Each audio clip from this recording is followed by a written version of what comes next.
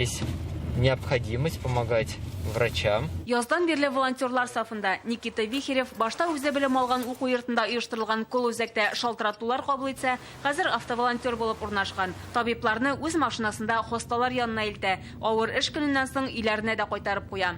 Сейчас есть необходимость помогать.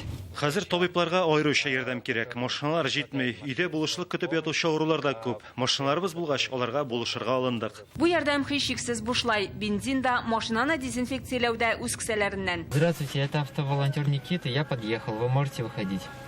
Табибларга көненә 15-20 авыру кешенең өенә барырга туры килә диләр. Бу ким дигәндә көне буе йөрергә кирәк дигән сүз. Автоволонтерлар ярдәмендә алар әлеге адресларны 4-5 сәгать эчендә әйләнеп кайтабыз диләр.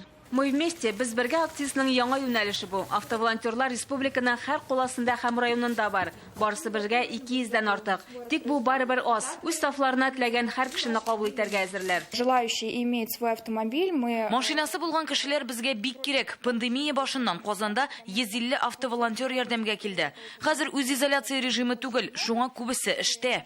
У врачей все видно по глазам. Табибларга никадәр авыр икәнен карашыннан ук күренә. Алар авыруларга ярдәм итә, без аларга барсын да җыяу йөреп чыкканчы үзләре дә авырып китәргә мөмкин. Автоволонтер булырга теләүчеләр өчен сайт һәм телефон номеры экранда күрсәтелгән. Шулпан Касыймова, Вадим Ларионов, Яңа гасыр каналы.